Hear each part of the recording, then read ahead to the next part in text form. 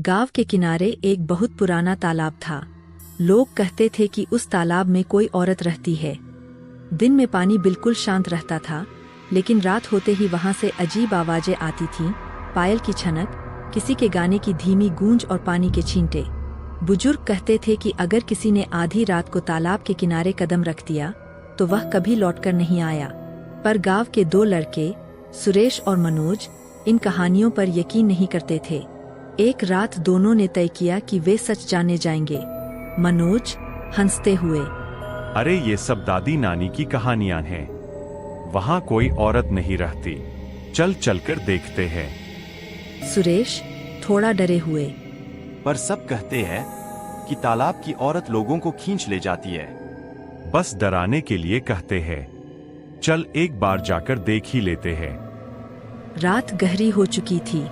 दोनों लालटेन लेकर तालाब की तरफ चल पड़े। रास्ता सुनसान और सन्नाटे से भरा था। झिंगुरों की आवाज और कहीं दूर कुत्ते के रोने की गूंज डर को और गहरा कर रही थी। तालाब पर पहुंचते ही ठंडी हवा चली। पानी बिल्कुल स्थिर था, जैसे कोई उसे ताक रहा हो। अचानक पानी में लहरें उठीं। तूने देखा, हवा बंद है, फिर भी लहरें कैसे उठी? कुछ नहीं, शायद कोई मछली होगी। तभी पानी से धीमी धीमी औरत की गुनगुनाहट सुनाई दी। दोनों के कदम वहीं जम गए। पानी के बीच से सफेद कपड़ों में लिपटी एक औरत का साया धीरे धीरे उभरने लगा। लंबे काले बाल, चेहरा ढका हुआ और हाथ में टूटी हुई पायल। वह औरत किनारे की ओर बढ़ने लगी। हर कदम पर पानी जैसे खून में बदल रहा था। मनोज, चल भागते हैं। लेकिन मनोज जैसे सम्मोहित हो गया।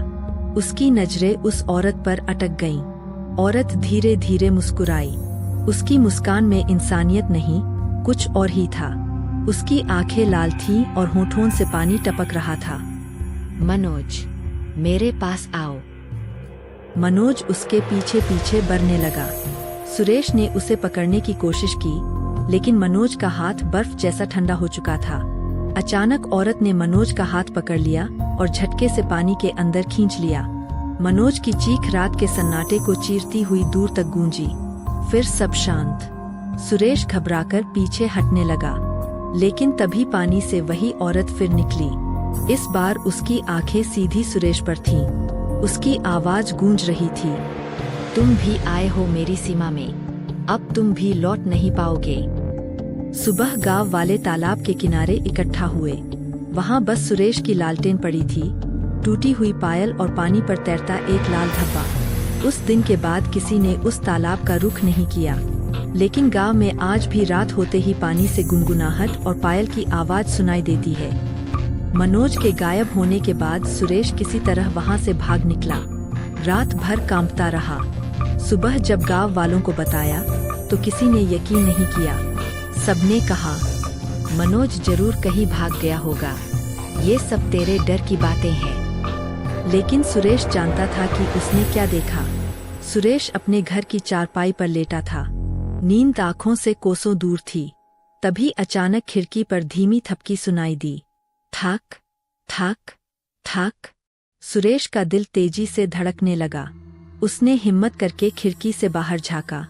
वहां मनोज खड़ा था, चेहरा पीला, आंखें सुर्ख और शरीर से पानी टपक रहा था।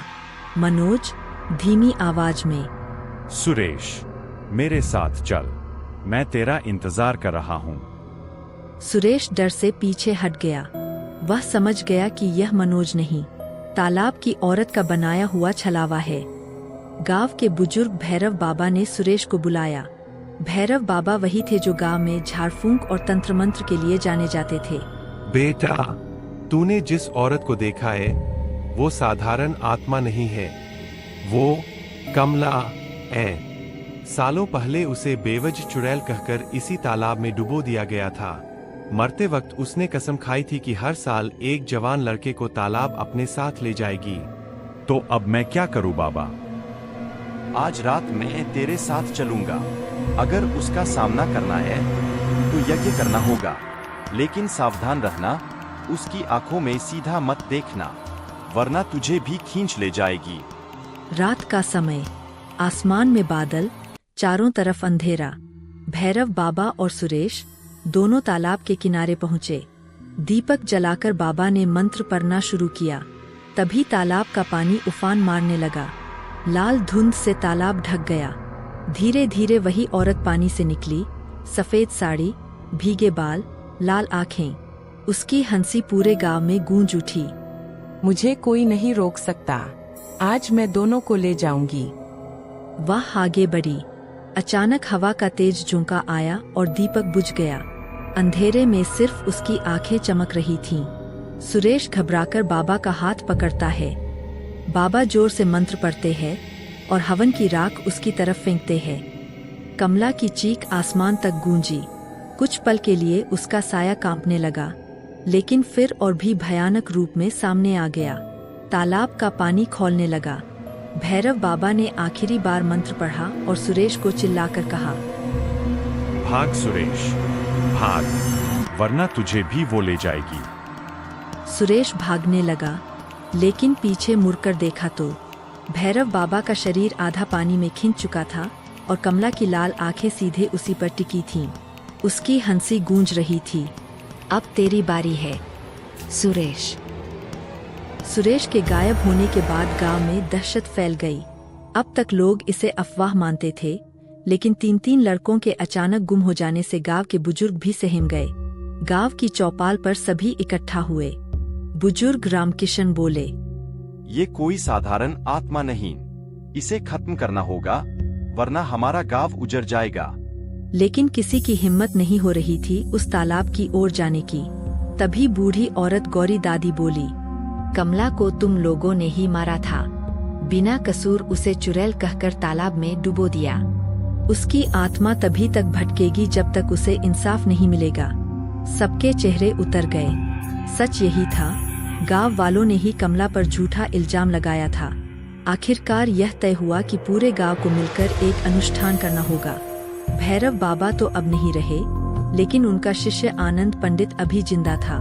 आनंद पंडित ने कहा, हमें तालाब के किनारे यज्ञ करना होगा, लेकिन सावधान, कमला की आत्मा हमें रोकने की कोशिश करेगी। अगर कोई डर गया तो सब खत्म। पानी से कमला प्रकट हुई। इस बार उसका रूप और भी भयावह था। चेहरा जलने के निशानों से भरा, आंखें खून जैसी लाल और बालों में जलते अंगारे। गांव वाले सहम गए। कुछ औरतें चीख पड़ी, बच्चे रोने लगे। कमला धीरे धीरे तालाब से बाहर निकलने लगी। उसके हर कदम से जमीन पर लाल पानी के निशान पड़ते जा रहे थे। तुमने मुझे जलाया था, अब मैं तुम्हें जलाऊंगी। उसने हाथ उठाया तो अचानक कई दीपक अपने आप बुझ गए। चारों तरफ अंधेरा छा गया। आनंद पंडित जोर से मंत्र पढ़ने लगे। उन्होंने अग्नि की राख उठाकर कमला की तरफ फेंकी। कमला चीख उठी। उसका साया थरथराने लगा, लेकिन तभी उसने एक छोटे बच्चे को पकड़ लिया और पानी की तरफ खींचने लगी। गांव में अफरा-तफरी मच गई। गांव वाले बच्चे को बचाने दौड़े। आनंद पंडित पूरी ताकत से मंत्र पढ़ रहे थे, लेकिन अचानक उनका गला बंद हो गया, जैसे किसी ने उन्हें दबा लिया हो। कमला हंस रही थी। तुम सबने मेरा खून बहाया था, अब मैं तुम्हारे खून से तालाब भरूंगी। गांव वाले डर से कांपते हुए एक दूसरे की ओर देख रहे थे। और तभी तालाब से और भी साए निकलने लगे।